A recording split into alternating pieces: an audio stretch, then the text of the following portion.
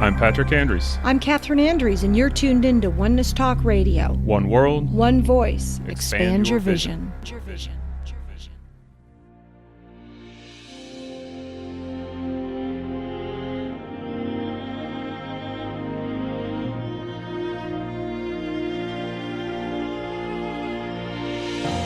Welcome to Spirit's Journey, coming to you live on Truth Frequency Radio and simulcast on Oneness Talk Radio. Your hosts are Patrick and Catherine Andrews. Join us each week as we explore a wide range of metaphysical topics such as dreams, astrology, intuitive readings, and life purpose. You'll receive practical guidance so that you can live your most awesome life. Learn more about what we do at intuitiveschool.com and connect with us on Facebook at Spirit's Journey Radio. Welcome to Spirit's Journey, coming to you live on Truth Frequency Radio, your protection from deception. We are also simulcast on Oneness Talk Radio with replays throughout the week. You can also find us on iHeart, TuneIn, and TalkStream Live. We are here in the Heartland, holding the energy for spiritual truth and awareness. I'm Patrick, and unfortunately my lovely wife, Catherine, is out teaching a class today. But we do have a special guest today, Garnet Schulhauser. He's a friend of ours. We have the same publisher, Ozark Mountain Publishing. He's written 4 books on his travels and experiences with his guide. We'll talk about that in just a moment. I'm very excited to hear everything he's got to say.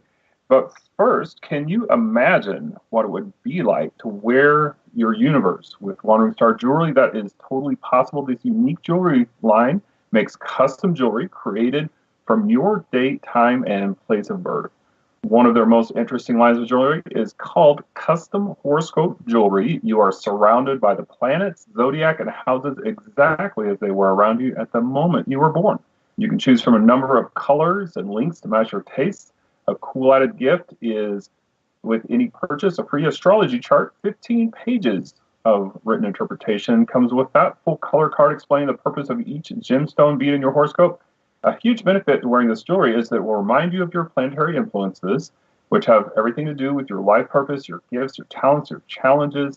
This is like a powerful testimony to the amazing, unique person that you are. Julie is offering you a special 10% off jewelry discount just for our listeners. Use the code SAVE10, S-A-V-E 10, and go to WanderingStarJewelry.com for more information. WanderingStarJewelry.com. So, Garnet, welcome to the show. Hi, Patrick. Thanks for having me on your show. Oh, you're very welcome. So I am very excited about this because I think you have had some really cool experiences. And I know that our listeners are going to be thrilled with everything you have to say. So you have a series of 4 books. Your first book is Dancing on a Stamp. And this covers your initial encounters with your spirit guide, Albert. So can you tell us a little bit about how you actually met your guide for the first time? Sure. Well, it was back in 2007, and I was still practicing law in Calgary. And I went for a walk one sunny afternoon in May, and after about a block or so, all of a sudden, seemingly out of nowhere, a homeless man just appeared in front of me. He was just suddenly there. And he looked like a typical homeless man. He had long, stringy hair and a scraggly beard and dirty, slept-in clothes. But instead of walking around him as I usually would when I encountered these people, I stood there because there was something very different about him. He had these amazing, sparkling, dazzling blue eyes, and he was staring intently at me, and he seemed to be doing 2 things. First of all, he seemed to be looking deep within me. I felt like he was looking into the depths of my soul, and I sensed that he knew everything about me, everything I'd ever said or done. He knew all my hopes and aspirations. He knew all my deepest and darkest secrets. And I don't know how he could know this because I'd never met the man before, but I sensed that he knew all this. But at the same time, his eyes were sending me this wave of what I would describe as pure, unconditional love that was infusing my whole body with an amazing sense of peace and security and well-being. It was sort of the most amazing feeling I've ever experienced in my life. And so I stood there like a deer caught in headlights. And I don't know how long it was. I felt it was like a time warp. And I didn't really care that it ever ended, and I wasn't concerned about the time because I just loved this feeling that he was sending me. And then he broke the spell by saying to me, "Why are you here?"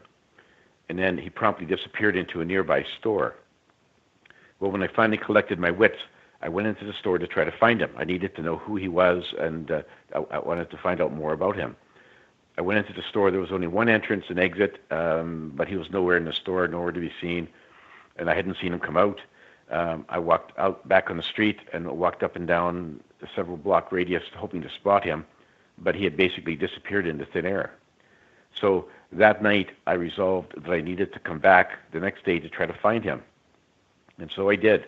Next day, same street, same time, I started my search for him, and I walked around for about 10 or 15 minutes. I was about to lose hope when I saw him sitting all alone on a bench. So I walked up to him and I said, "Why are you here, and why did you stop me the other day?" And he said, "I'm a soul just like you. I'm here to help you on your journey and answer your questions." Well, then my skeptical lawyer brain kicked in, and I said to him, "Why do you think you can help me when you can't even help yourself? Because you look like you've been sleeping on the street for weeks, and you smell like a dead fish." Well, he just gave me a big smile, and he said, "Looks can be deceiving, because you look like you're a very successful corporate lawyer with everything under control, but we both know that's just a facade."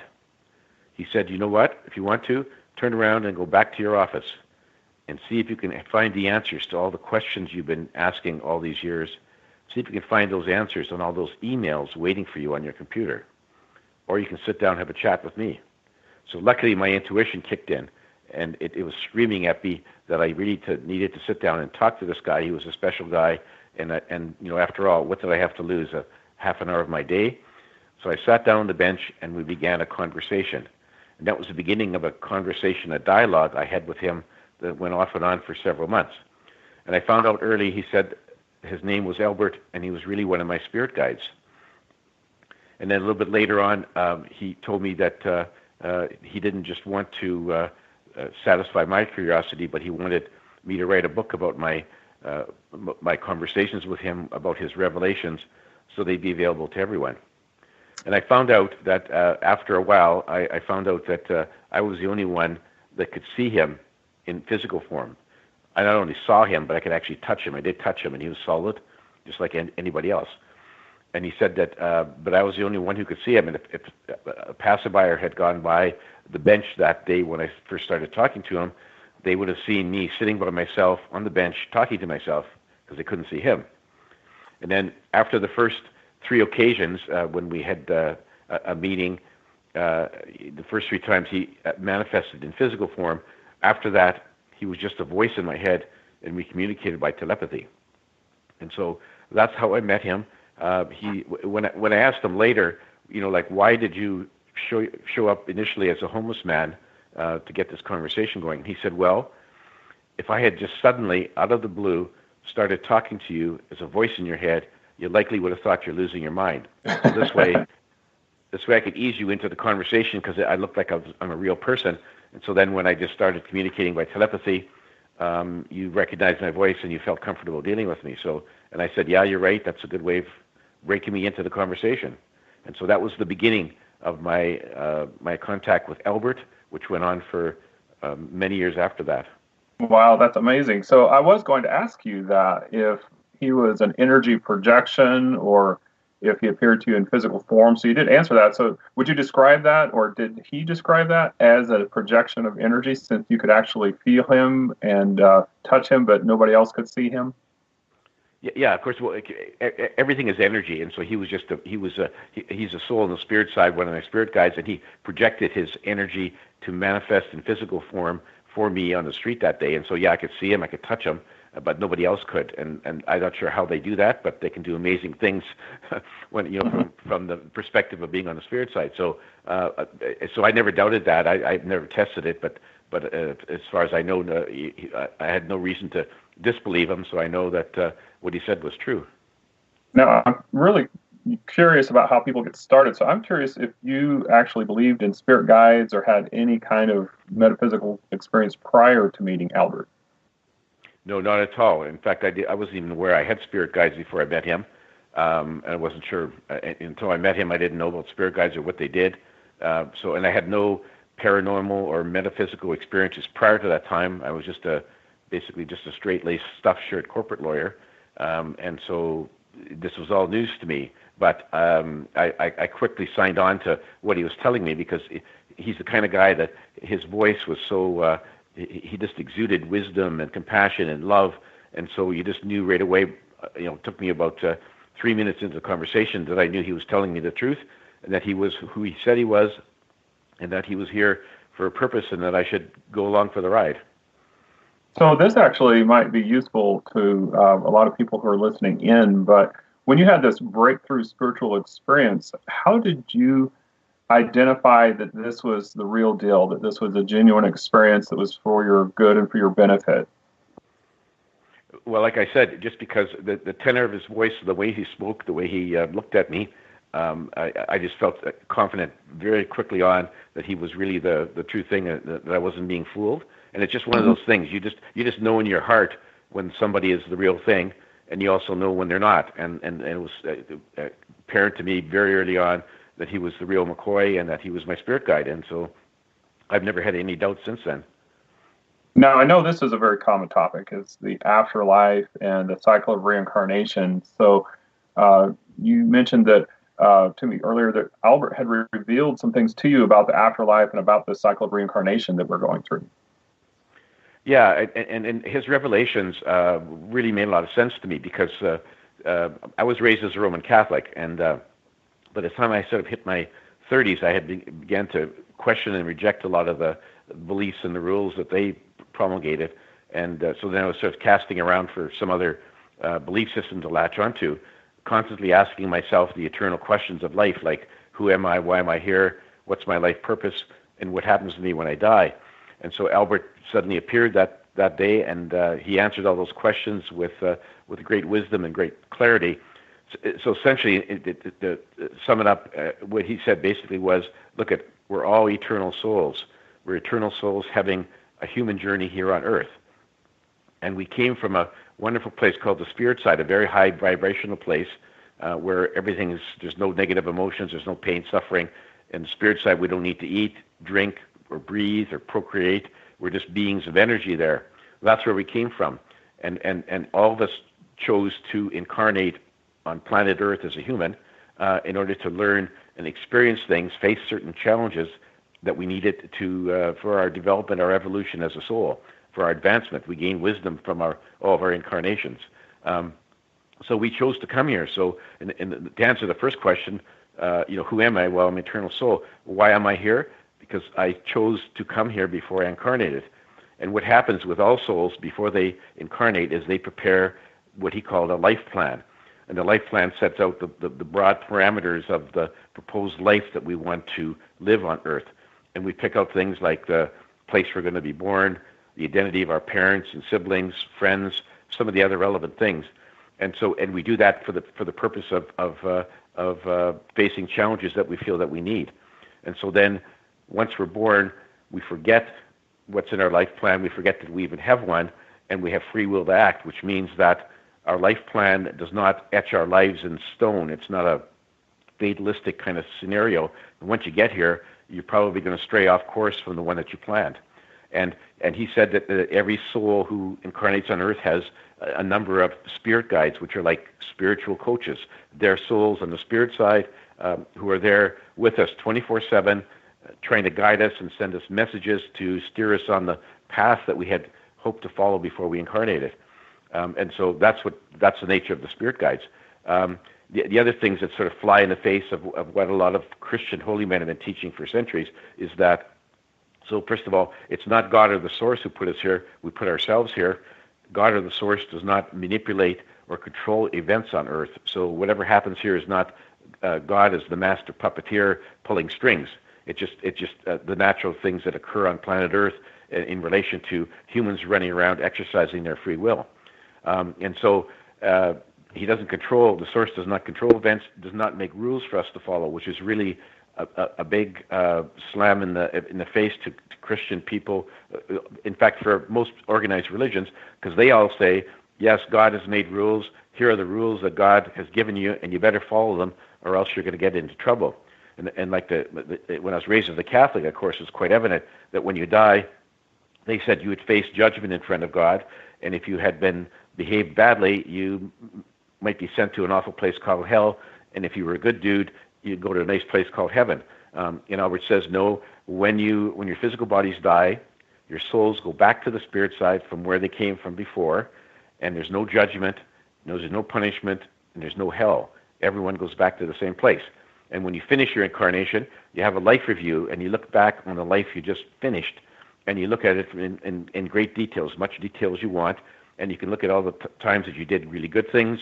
You can see all the places where you went off track and did some bad things, and it's all sort of a learning tool. It's designed to let you know sort of or understand why you went off course in your last life, where you did, so that you can plan to do better the next time, and then you can plan your next incarnation if you're inclined to come back here. And so most of that is very different from what I was taught as a child, as a Roman Catholic.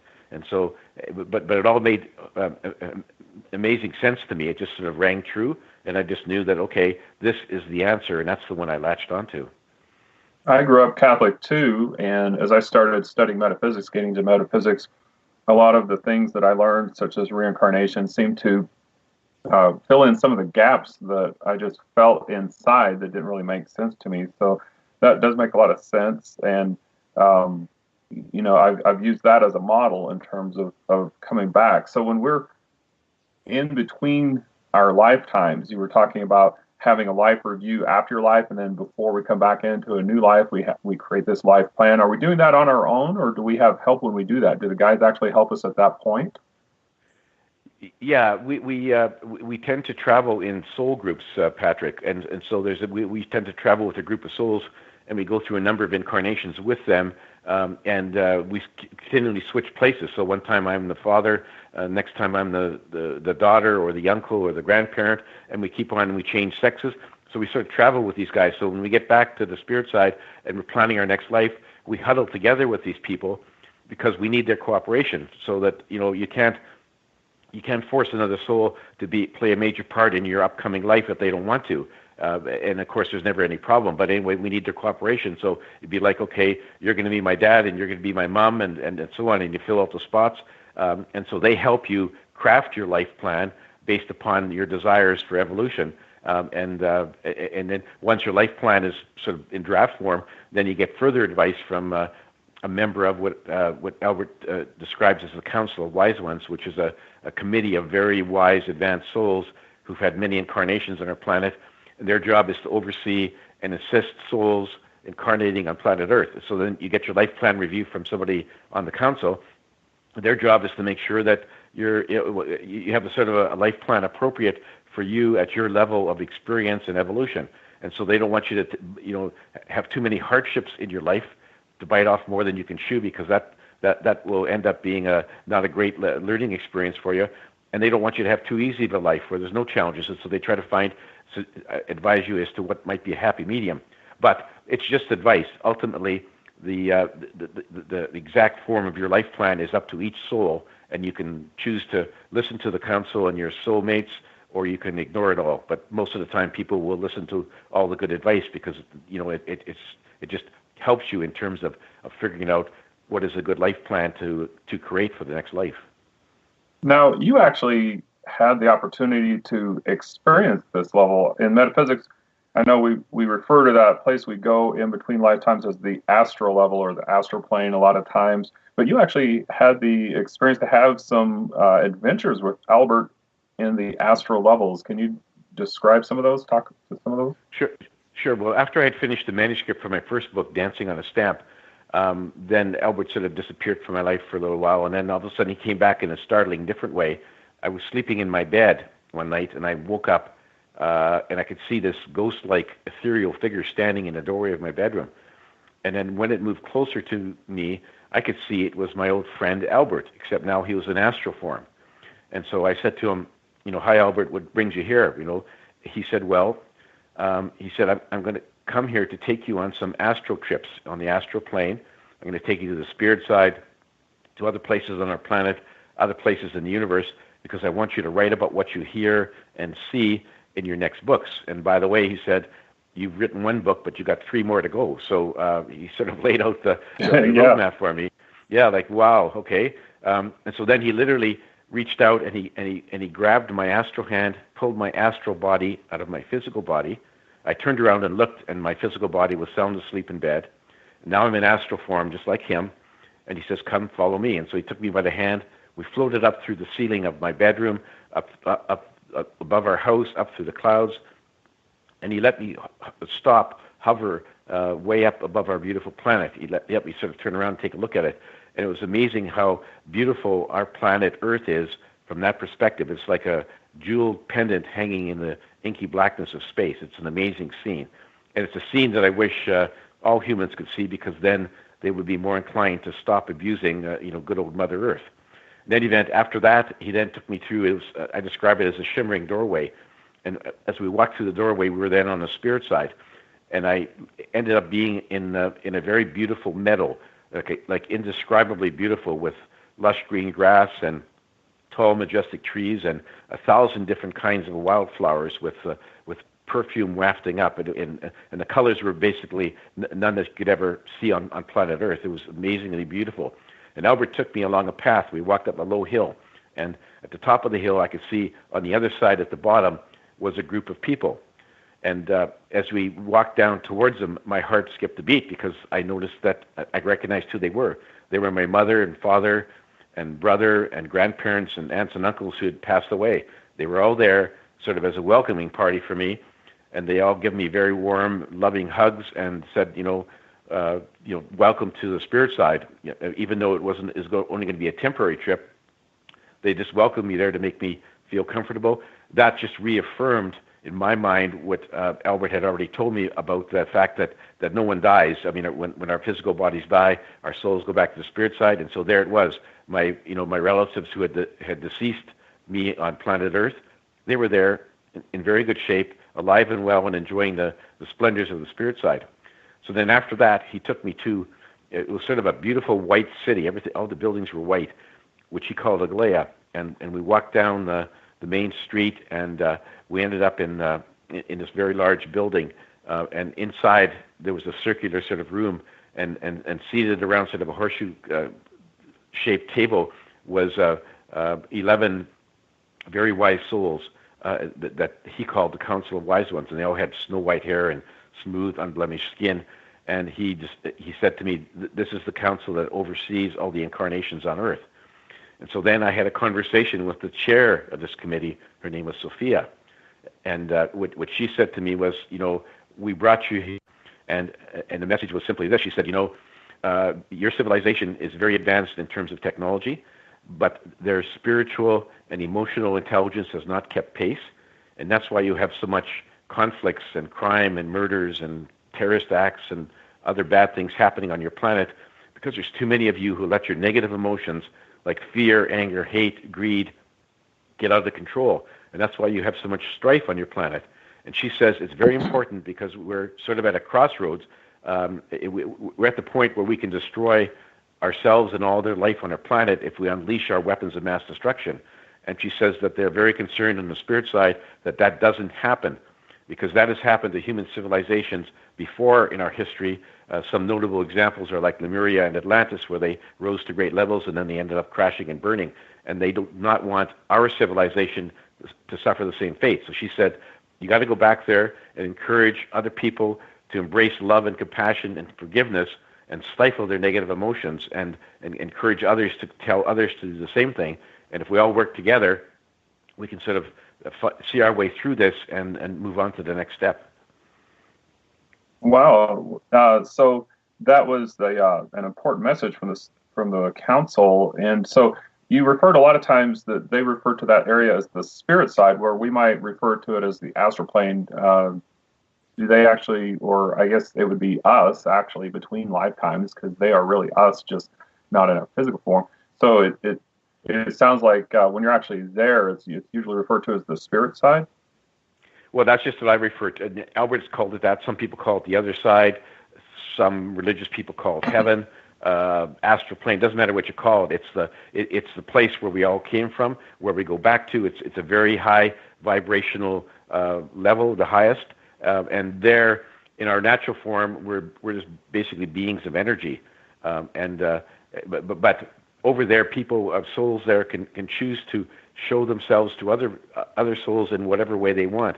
And quite often, as I'm walking down the streets of this white city at Gaia, people will end up displaying themselves in a form of a life that they previously enjoyed on Earth that they maybe were very quite fond of. So it was like walking down the street. It was like a costume ball. There'd be people from all different countries, different ages, in all kinds of different garments and clothes. And so that not just because souls, they'll pick a lifetime that they particularly enjoyed or had a great experience, and they'll just show themselves as that. But there are some souls who just don't bother.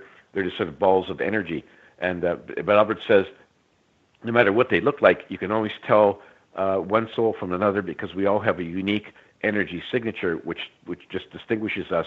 So no matter what sort of a costume or outfit that a soul is wearing, we always know who it is. And so and that's what makes it that it's really quite fascinating to be there to see all these different people from different ages and different countries wearing the clothing that they enjoy wearing. I can imagine. Well, we are coming up on the bottom of the hour, so we're going to be going into a break shortly. I did want to mention, though, that so far we've talked about your first two books, Dancing on a Stamp and Dancing Forever with Spirit. These are available through any major bookseller, like Barnes & Noble or Amazon. But right now, please keep in mind that TFR is a listener-supported station, so you can go to our Spiritual Journey page to make a contribution to help keep this programming on. And right now, this is Spiritual Journey on Truth Frequency Radio. See you on the other side.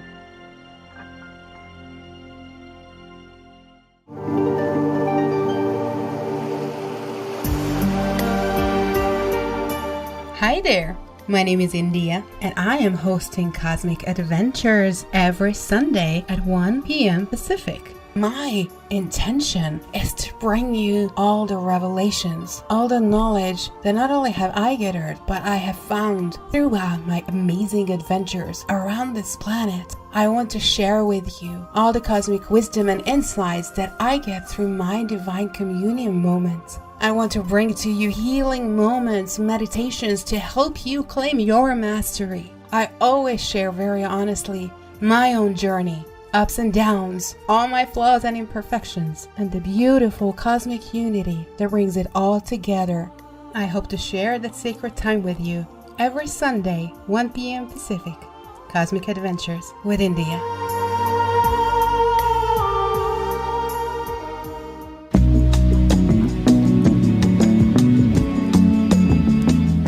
Hi, I'm Jess Junnin, host of Soul Fusion Cafe at Oneness Talk Radio. Perhaps the most important relationship we have is our relationship with ourselves and our true nature. Each and every one of us possess the gifts, the knowing, and the tools to ascend into our most radiant version of who we truly are. This is your invitation to awaken ever more fully to the truth of your being. Conversations with Jess, quantum energy healer, counselor, and midwife for the awakening soul, offer your touchstone to awakening to the love that you are. Radiant wellness is yours to claim. Soul-guided meditations and visiting guests are part of the delicious dive into radiant well-being and soul-forward living.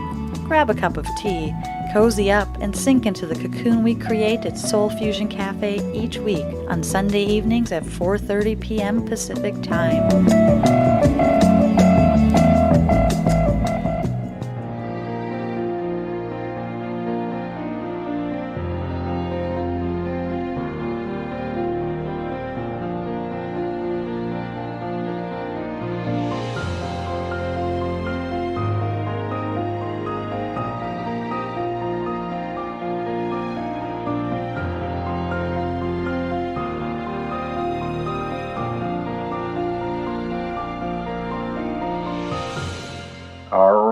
Welcome back from the break. If you are just joining us, this is Spirit's Journey with Patrick and Catherine Andrews. I'm Patrick, and I will be your host today, coming to you live from Truth Frequency Radio. Today, our guest is Garnet Schulhauser. He's been sharing some amazing experiences with his spirit guide, Albert, and we'll get back to that in just a moment. But first, would you like a tool to help you manifest more in your life? We've got something that is not only practical, but also very beautiful. Destiny Jewelry from Wandering Star Jewelry. This is jewelry that is a line of talismans you can use as meditation tools to manifest specific realms of your life. They are identified areas most people are working to make transformations, such as empowerment, health, money, love, stress relief. What you do is you work your way around the destiny necklaces or bracelets bead by bead, just like a rosary or a mala. You spend time with each affirmation so that you can activate that planet's positive energy in your own life. In addition, Julie is offering our listeners a special 10% off any of her jewelry. Just use the code SAVE10, S-A-V-E 10. Go to wanderingstarjewelry.com. Again, that's wanderingstarjewelry.com. And so now we have Garnet Schulhauser back. And so we talked about his first two books in the first half of the show, Dancing on a Stamp and Dancing Forever with Spirit. So I'm really interested in this next one, Dance of Heavenly Bliss. This is your third book, and you actually got to be introduced to Gaia, the consciousness of Mother Earth. Is that correct? That's right, yeah. It was on one of my astral trips with Albert, and he took me, we sort of flew over to the north end, our north pole of our planet, and he took me, we dropped down through the ice and the sea, and beneath the seabed and into sort of a very large cavern. And I didn't know why Albert was taking me there, but then all of a sudden I got into a conversation with this very wise and compassionate spirit being. She identified herself as Gaia, the consciousness of Mother Earth. And that caught me by surprise a bit, because I always thought that our planet was a conglomeration of inert molecules of, soil and rock and water and whatever else. But it has a consciousness. It's actually like a living being. And so once I got over my shock, she said, I want to give you a message that I'd like you to take back to the rest of humanity. What she says was that she's fiercely protective of all of her flora and fauna, and she really wants to have everyone live in peace and harmony in a balanced ecosystem that sort of works for everyone. And she says that she's really concerned about what humans have been doing over the last while, especially the last couple of hundred years since the Industrial Revolution. And what we've been doing is we've been polluting Mother Earth to a large degree, polluting the atmosphere and the soil and the water. And she's very upset at this, because that's not a balanced ecosystem. It's really harming. Not only does it harm humans themselves, it harms Mother Earth. It also harms all the other creatures who share our planet. And she's saying, humans, you have no right to do this. This is your home. You should respect your home. And polluting your home is just the wrong course of action. And not only that, you shouldn't be abusing other creatures who live with you, because they're just as important as you are. And humans got this arrogant attitude that humans are the be-all and the end-all and the most important creatures on the planet. And she says, no, you're not. You're one of the races on the planet. You're there amongst all the other animals, but you're not really more important, and you shouldn't assume that you are. And so she was really upset at how humans have been acting over the last while. Her message was, look at, you guys got to change your ways. You got to stop polluting Mother Earth. You got to stop abusing the other animals. Stop abusing each other. Otherwise, things could end badly for you. And so that was the message that she took back. And she says, when people are talking about climate change, you've been noticing lately that there's been seemingly an increase in natural disasters like hurricanes and floods and tornadoes and wildfires and all the other natural disasters. They seem to have been increasing in numbers and intensity. And she says, well, guess what? I can manipulate those things to some degree, and I've been increasing them lately because I want you guys to wake up and take notice. This is a warning shot across your bow to tell you that if you don't change your ways, things could end badly. That was her message that she gave to me to take back to my fellow humans. So I've heard people say before that natural disasters have occurred throughout Earth's history, that entire species have been wiped out. The dinosaurs are a good example of that. And that, all of these mass extinctions and things that have been happening, like you said, about the past 100 or 200 years since the Industrial Revolution, that we can definitely trace to being man-made. How would you say that, or did Gaia actually speak to that? No, she didn't speak to the other disasters, but certainly all the extinction events haven't been caused by humans, because we haven't had that much influence until the last couple of 100 years. So extinction of the dinosaurs was caused by a meteor hitting the Yucatan Peninsula and kicking up a bunch of dust and smoke and causing volcanic eruptions everywhere, which basically ended up in what scientists call nuclear winter. And so that's what wiped out the dinosaurs. There's been a number of other extinction events which you can't attribute to humans. They just sort of happened. But what Gaia is worried about now is that humans now could cause their own extinction event, and she really wants us to avoid that. Right. Well, actually, I was talking about like a global extinction event that was man-made, but just how there are so many species that have gone extinct over the last 100 or 200 years, and did she express concern about all of those species that were going extinct recently? Oh, yeah, absolutely. And in many cases, it was a direct result of human civilization spreading around the globe. Whether it was, and of course, humans weren't sort of willfully trying to cause a race to be extinct, but we just abused things. We abused the animals and weren't concerned about conservation or the welfare of the species. And so we caused a lot of that, and that's part of the problem that she was saying to us. And she's, right now she's saying, every year it seems like there's some species that becomes extinct. Most of it's caused by changing environment or the encroachment of civilization on their habitat. And she just said that's not what should happen. That shouldn't go on. We should learn to live in peace and harmony with everyone and preserve everyone's right to live on Mother Earth, including the other animals. Now, you not only got to meet Gaia, but Albert also introduced you to Muhammad, who was actually the prophet and founder of Islam. Now, that was in your fourth book, I believe, Dance of Eternal Rapture. So what kind of message did you get from Muhammad? Well, he was a very wise and compassionate soul, and Albert brought me to him just because Albert wanted me to hear his story. And so he said, yes, he was, in his last incarnation, he was Muhammad, the founder, the prophet and founder of Islam. And so I said to him, so what do you think about how things have unfolded since you were on Earth? And he said, well, Islam has spread rapidly. It's, I think, the second most populous religion on the planet. And he said it's done a lot of good things, religion, but he was really upset at two things that had sort of spun out from Islam. And the first one was that in some countries, some of the men who are very patriotic have used religion as an excuse to subjugate and abuse women. And in some countries, as you know, they have to wear a head covering or a face covering or a whole body covering. In some countries, the girls can't go to school or even have a job. And until just recently, like in Saudi Arabia, they weren't even allowed to drive cars. And so he says, this is not something that I preached, that this wasn't part of what I wanted to, that I taught my people. It's just that some men, holy men and others following me have decided to use this as an excuse to make themselves the dominant member of the family and to subjugate women and girls and wives and anybody who's female. And so he's very upset at that, saying that is just wrong. His view was women were equal to men in every respect, and they should be regarded and treated as such. And the second thing he was really upset about was how some men were using religion as an excuse to commit horrible crimes, terrorist acts, and they were doing so in the name of religion, and they were fighting amongst themselves, fighting with other religions, fighting against the Western world, whatever sort of target they thought was the best target.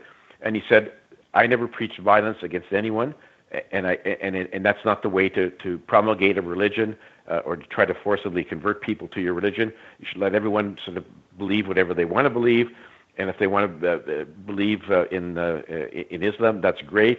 But you shouldn't sort of incite any violence or create any violence in the name of religion, in the name of Islam. He said that's just wrong, and that he never advocated that. So he was upset with those two aspects of it, which I think was clearly enlightening to me to hear that. Definitely. So I'm curious, since he was the founder of Islam, is there any kind of plan in place, or is there any kind of effort being made to course correct for these two things that you brought up that he sees as being major problems that have arisen in the era? Yeah. Interesting. You should ask that question, because I asked the very same one to Muhammad, and I said, "Is there anything that you can do? Can you go back to planet Earth, incarnate again, and try to straighten things out?" And he says, "Yeah, he would like to. He's just waiting for the right time, the direction from the Council of Wise Ones to do so." But he said, yeah, he'd be, as soon as he's asked, he's ready to go back and try to straighten things out. But because he's very upset at what happened, and he really would like to sort of leave a better legacy for his religion than what has occurred in those two instances. Well, I'd love to be able to sit in on the council meeting when somebody like Jesus or Muhammad is coming back to Earth to see what kinds of things they're talking about. Yeah, so would I, Patrick. Yeah. Well, I have a soft spot for dolphins, and in one of your books, you talk about communicating directly with a dolphin telepathically, and I've had some really special encounters with dolphins, and always seem to have a connection with dolphins. I think a lot of people feel that. Can you talk a little bit about your connection, the communication that you had with a dolphin? Sure. And it was, again, another trip with Albert, and he took me to have a conversation with this dolphin. And what I found out was that dolphins are very much more intelligent than we tend to give them credit for. They're very kind and compassionate beings who want to live in peace and harmony with humans and all the other creatures.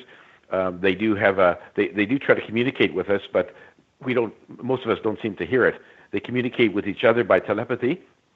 And so in that sense, they're way more advanced than humans, because most humans can't communicate by telepathy, but they do. And not only can they communicate with other dolphins on this planet, they can also communicate with their cousins on other planets that have dolphins. And so they can sort of bridge the interstellar gap with their telepathy. And so his story was not unlike Gaia's story. And he said, we want to live in peace and harmony with humans and all the other creatures. But they're very upset that over the ages, humans have hunted and killed them, have caught them in their traps, have imprisoned them in their water parks. And this is just very unfair. They don't know why humans do this to dolphins, and they wish that we would stop. But they understand that this has been going on, and they really wanted to give me the message, and I give this to other people as well, to say, look, humans, we're very developed, highly developed beings, and you should treat us with dignity and respect, and quit abusing us. And so that was his heartfelt message. Very similar to what Gaia had told me as well, that humans are just, at one point, Gaia had described humans as being like an invasive weed that's, overgrowing the whole garden and sort of snuffing out everything in its path. And the dolphins were sort of in a similar mindset that humans were really had become sort of a very abusive and cruel race towards the other animals, including dolphins, and they didn't understand this. Like, they appreciate that we're intelligent, but they want us to appreciate that they are very intelligent as well, and they have feelings and emotions just like we do.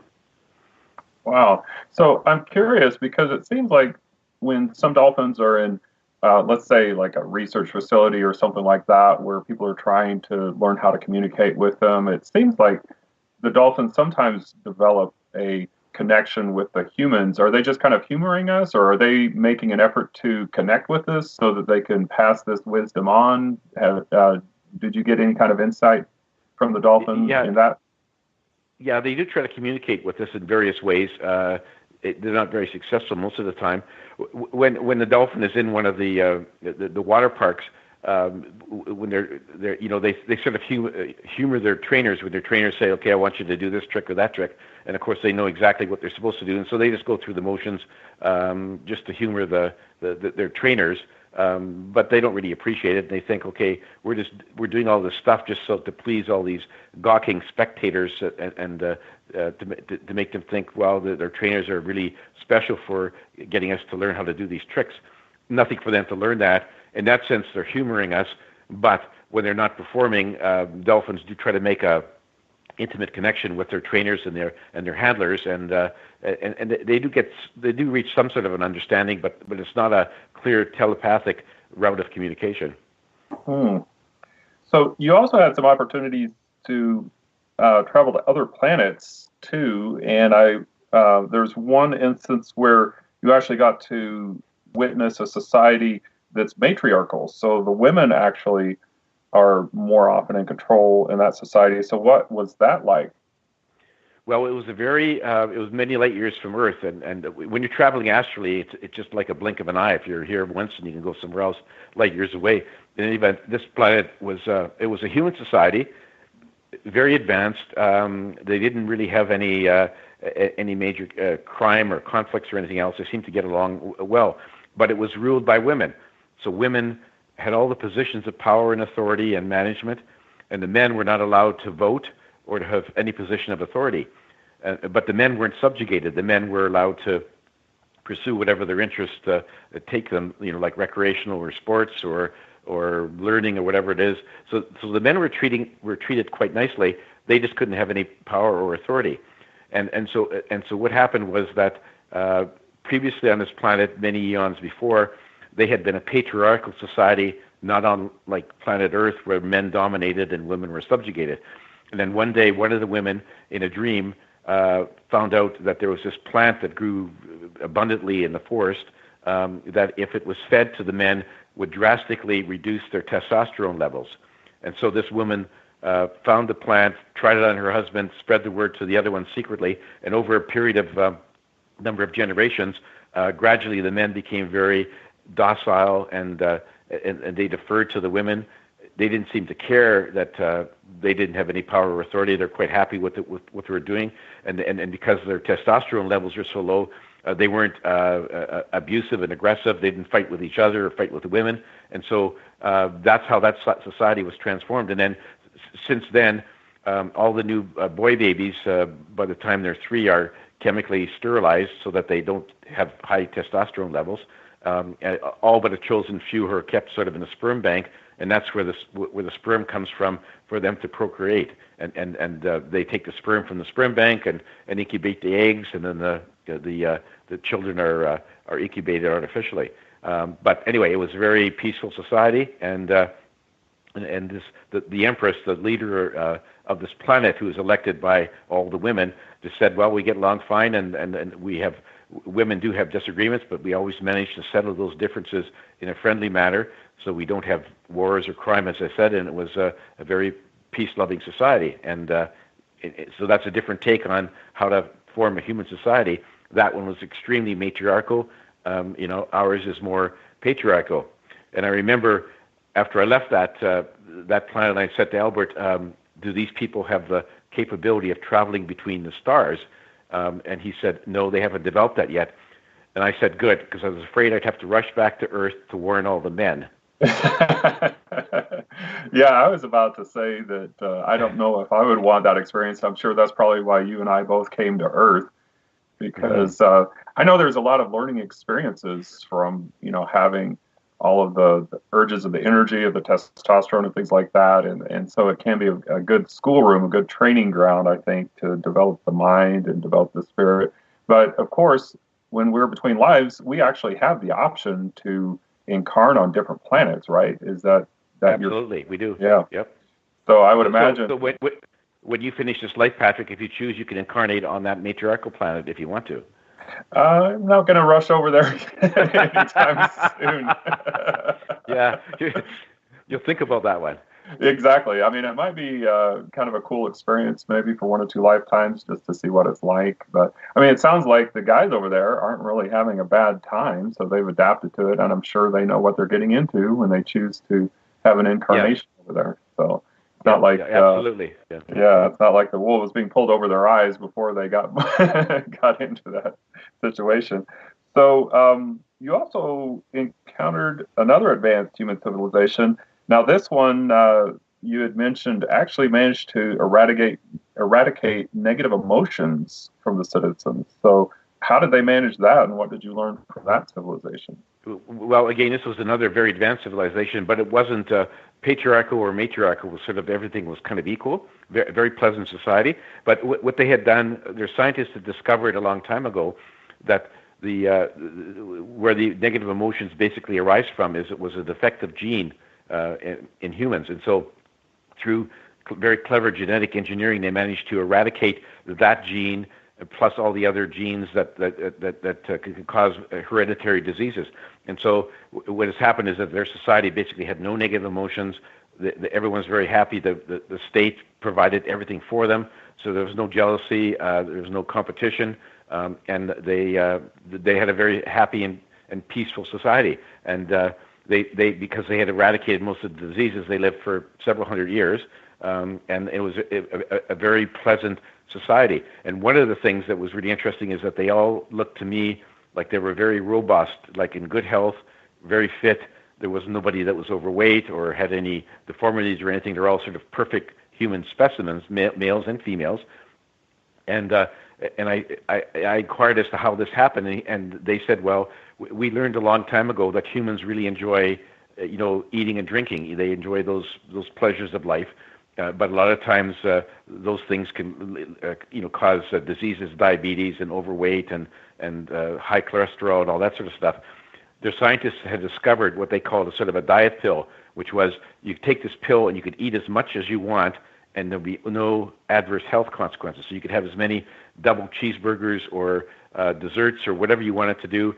You would not put on an ounce of weight, and there would be no adverse health consequences. So all these perfect specimens, they could eat and drink whatever they wanted in whatever quantities. If they took this pill, nothing would happen. They'd stay in perfect shape, and that was amazing. And I said, gee, I'd really love to take a few of those pills back to planet Earth. But they said, no, they weren't going to tell us how to do that. We'd have to figure that one out for ourselves. I'm sure that would be very popular over here. Yes, it would be. So we have a few minutes left. I would like to close with the message that you got from Jesus Christ. Yeah, Jesus Christ was and still is a very advanced master soul, and he incarnated, a few thousand years ago on the planet to help other humans to spread his message of love and forgiveness and compassion.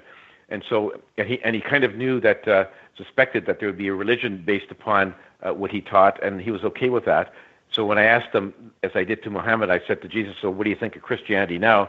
He says, well, they've done a lot of good things for sure, but he's really upset at how the holy man had used guilt and fear to control the masses, to have authority over the people, and especially the fear part. He said, telling people that if they committed a sin and died before they could make amends, that they would go to this awful place called hell. And he said, of course, that doesn't exist. They invented it. And he says that's caused a lot of grief and anxiety over the centuries for people who are worried about either themselves going to hell or their spouse or their children or their friends or whatever.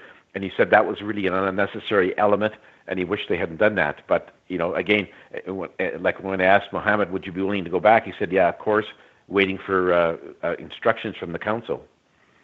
Wow. Yeah. So that was going to be my next question, because I know that's on a lot of people's minds, is when Jesus the Christ may be coming back. So there was no indication on when that might be happening?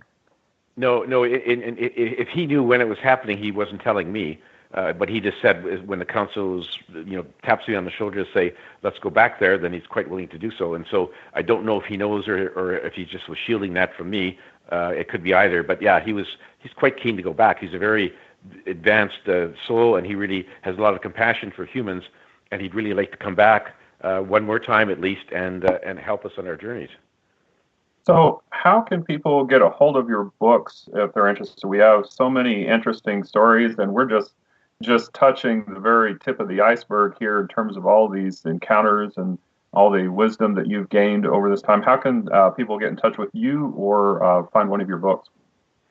The best source is my website, which is garnetschulhauser.com, and that's maybe hard to remember, but if they Google any of my book titles like Dancing on a Stamp, they can get to my website. There I have buy links to all the popular online stores like Amazon and Barnes & Nobles and many others. You'd have to click on those and you get right to the place where you can buy my books. A lot of bricks and mortar stores have them as well. And if your favorite store doesn't have them, they can certainly order it for you. And then on my website, my email address is there. So if anyone wants to contact me with a comment or a question, I'd love to hear from them. I've also got on my website all my social media links like Facebook and Instagram and LinkedIn. And I also have on my website the recordings of all of my previous radio shows and interviews, so that you can just click on there and you can listen to any of my interviews. I've been doing them since 2013, and this is radio show 148 for me. Wow. So well, Garnet, so I want to listen. Oh, okay. Yeah. Sorry, go ahead. Yeah. Oh, I was just going to say I wanted to thank you for being on our show today. This has been incredible, and I love talking to you about all of this. And I know we could just go on and on for hours, so maybe we'll have to have you back later on. I'd love to be back, Patrick, and thank you for inviting me on your show. You're most welcome. And I'll be sure to put your books and contact information on our Facebook page at Spirits Journey Radio also. And so please do support our sponsor, Wandering Star Jewelry. You're going to love their jewelry with all 12 zodiac signs.